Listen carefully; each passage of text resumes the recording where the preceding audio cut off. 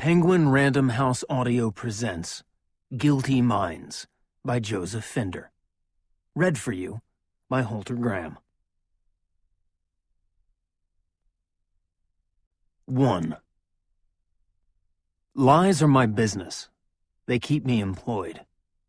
If you believe scientific studies, we all lie, several times a day. Can't help ourselves. Sure, white lies are the grease that keeps the social engines running, but lies, real lies, are the source of all trouble. My job is really nothing more than figuring out who's lying and why, and to catch them at it. That's all there is to it. Fortunately, I have a knack for detecting lies, at least on my good days.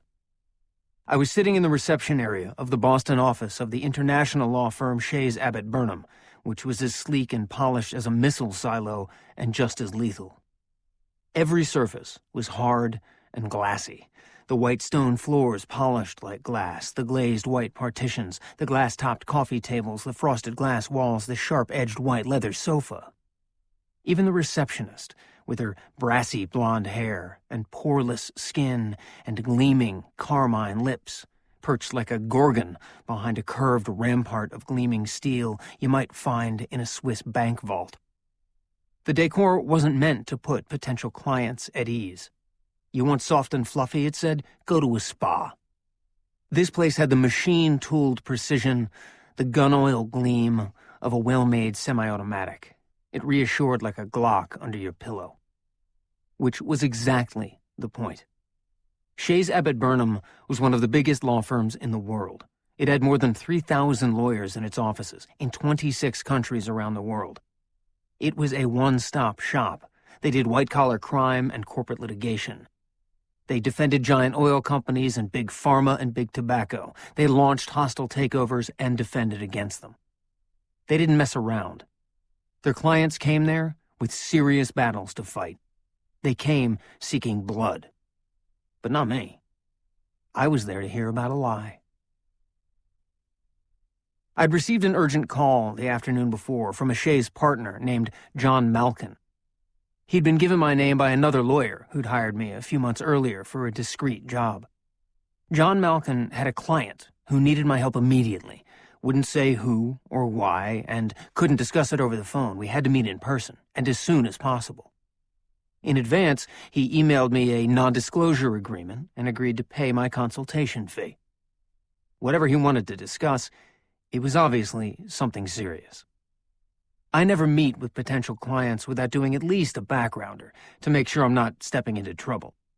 So I'd read a complete dossier on the man, John Epsworth Malkin. Dartmouth, Duke Law Summa Cum Laude, member of the Order of the Coif, which sounds like something you might find framed on the wall of a barber shop. His area of practice was regulatory compliance. If I had to do that all day, I'd probably scratch my eyes out. Malkin greeted me in the reception area with a damp handshake and an undertaker's solemnity. He had round, horn-rimmed glasses and silver hair brushed straight back. He dressed with the raffish eccentricity that only a senior partner could get away with. Pink broadcloth button-down shirt with a threadbare collar, missing one collar button, a gray pinstripe suit whose wide lapels might have been stylish in the 1970s. In one glance, I understood him in a way no dossier could ever convey. He hated his job and probably never enjoyed practicing law. He was tired of pumping up his billables and writing memos that no one ever looked at. He was an academic wannabe. He fantasized about retiring early to teach law at a small New England school with smart students and intellectually engaging and genial colleagues. He read every Churchill biography ever published. He cared about his shoes. His were bespoke, probably from John Lobb in London. He collected first editions and maybe fountain pens. The ink blotches on his fingers told me that he wrote with a fountain pen. And, one sniff confirmed it, he was a pipe smoker, but only at home. Maybe he even collected South African Cabernets and was inordinately proud of his Euro Cave wine cellar. Also, he wasn't the guy who was really hiring me.